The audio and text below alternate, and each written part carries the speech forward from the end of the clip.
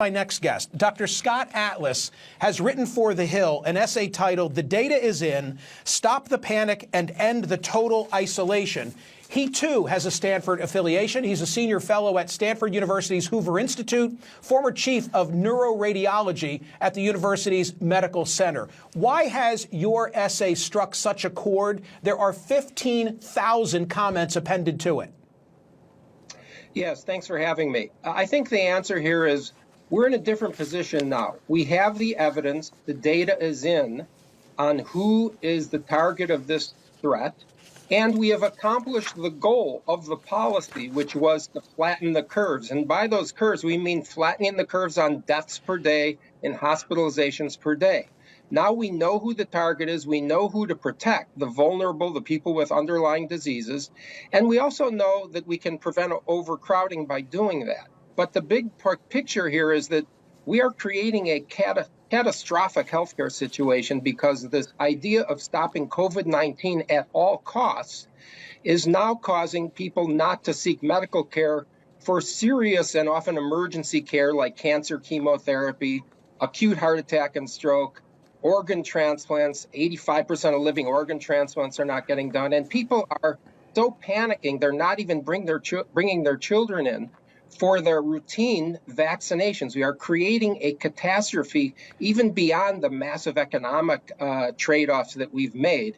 And then I'd like to echo the other point you brought up, which is that in addition, total population isolation is actually preventing the development of herd immunity where the actual network of infection can be blocked, protecting the vulnerable. That's the most immediately available way to do that. We need a targeted policy.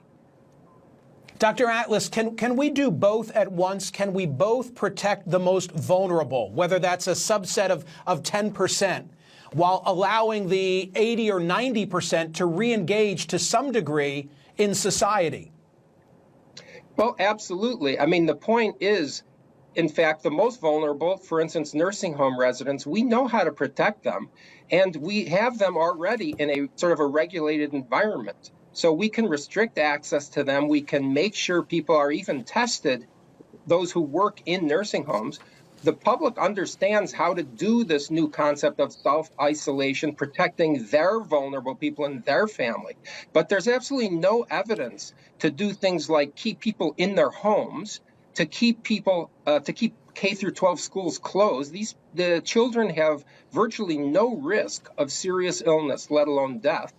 And there's no reason to stop businesses from functioning. We know how to do smart population, isolation by virtue of learning this behavior. There's absolutely no reason to create a catastrophe and a single-minded focus on stopping COVID-19 at all costs. That was never the goal. We've accomplished the goal.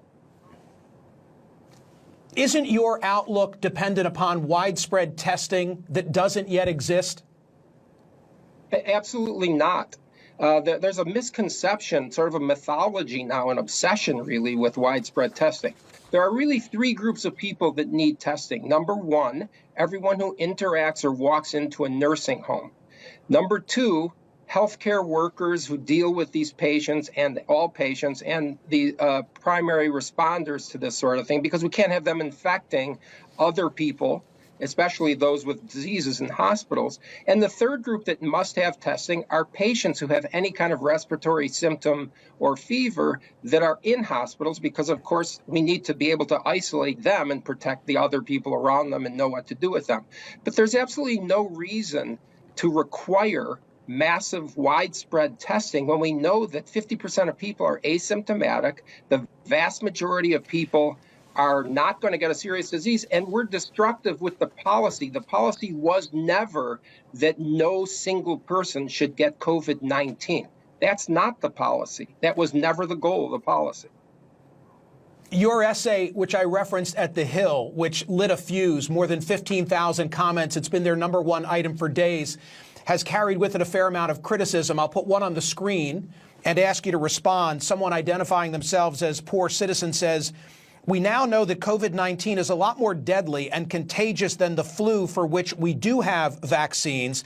The fact that in 3 months it has killed more Americans than died in Vietnam is a clear indication that it can kill a great many if we, quote unquote, open up the economy and allow the virus to again infect at higher rates. All indications are that at least until a vaccine is developed, as many as 4 times the 58,000 plus Americans will die per year. Your response is what?